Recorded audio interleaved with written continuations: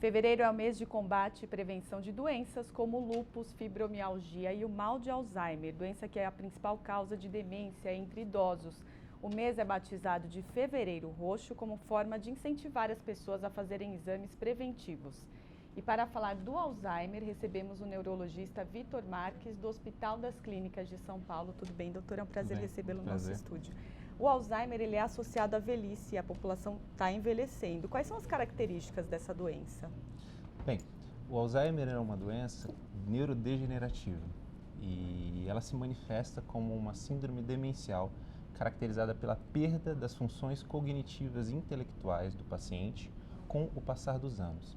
Ela se instala geralmente a partir dos 60, 65 anos de idade, por isso que está associada ao envelhecimento. Mas ela pode acometer pessoas mais jovens ou não? Pode. A doença de Alzheimer pode acometer pessoas antes dos 60, 65 anos. Ela é considerada uma doença pré-senil, mas é uma manifestação rara da doença, geralmente associada a algumas mutações genéticas, doenças hereditárias.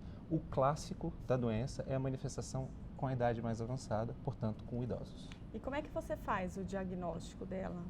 Bem, o diagnóstico da doença de Alzheimer primeiro depende de você ter as características clínicas da doença, porque o diagnóstico é clínico. Não existe algum exame específico que você faça e diga se o paciente tem ou não tem a doença.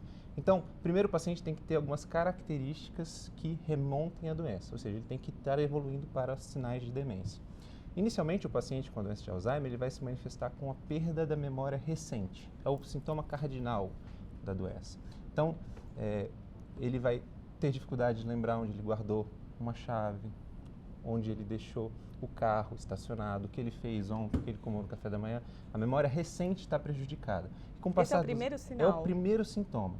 E com o passar dos anos, outros domínios cognitivos vão sendo comprometidos. Então o paciente ele vai ter déficit de atenção, ele deixa o ferro ligado, deixa a porta da casa aberta, a luz acesa.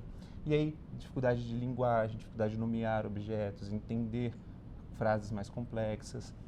O paciente vai ter desorientação espacial, ele se perde ao sair de casa, não sabe mais os caminhos que tradicionalmente ele conhecia. Com o passar dos anos, esses sintomas vão se somando e causando um prejuízo funcional, que é o principal. Tem que ter o sintoma cognitivo e o prejuízo de funcionalidade. Deixa de fazer as atividades básicas dele, deixa de trabalhar, sair de casa sozinho e por aí vai. A doença vai progredindo lenta e progressivamente ao longo dos anos. Mas geralmente é um processo que acontece em quanto tempo? Geralmente, a doença se instala de uma forma lenta. Existem algumas exceções, mas de um modo geral a doença tem uma evolução lenta e progressiva. Por volta de 8 a 12 anos do início dos sintomas, a doença já está na sua forma mais avançada. Então, ao longo de anos. Então, se instala na velhice e vai se arrastando com a idade mais avançada, 8 a 12 anos é a média. Existe algum tratamento ou algo que faça parar esse processo? Ainda não existe. Diminuir, né? Pois é, ainda não existe nenhum estudo atual em que haja um tratamento curativo. Todos os tratamentos disponíveis na atualidade, eles têm um efeito de retardar a progressão da doença. Existem 4 medicações aprovadas no FDA americano e na Anvisa que servem para prevenir e retardar a evolução da doença. Elas podem ser utilizadas em formas leves, moderadas, em outras formas moderadas, avançadas, mas elas ainda não curam, não existe um efeito curativo. Existem vários estudos sendo feitos, mas ainda não existe nenhum que bateu o martelo com efeito curativo.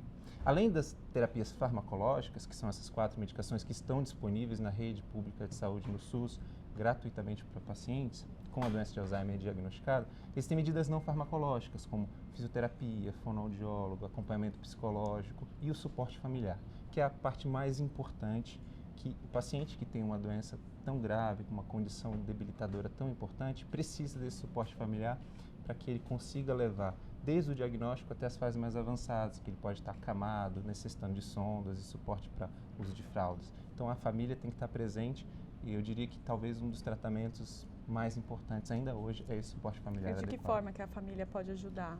A família pode ajudar desde o diagnóstico, porque imagine um paciente que foi seu pai, te sustentou, te criou a vida inteira e a partir de agora ele não consegue mais sair de casa sozinho, ou um taxista que não consegue mais dirigir, o empresário que não consegue gerir as próprias finanças.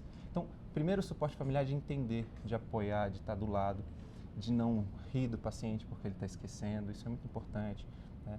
manter a autoestima do paciente elevada. Algumas dicas que podem ser feitas, por exemplo, ajustar a casa para o paciente, deixar os móveis sempre em lugares bem pré-definidos, a casa limpa, clara, iluminada, porque o paciente já tem uma dificuldade de memória. Então, se toda vez a casa está redecorada, repaginada, ele não consegue entender direito como está, ele pode ficar mais confuso, a doença progride mais rapidamente. Levar os pacientes às consultas, fazer visitas, dar carinho, dar amor, tudo isso é importante e previne que a doença se manifeste e se agrave mais rapidamente. Existe alguma forma de saber antecipadamente se você corre o risco de ter a doença ou alguma forma de prevenção?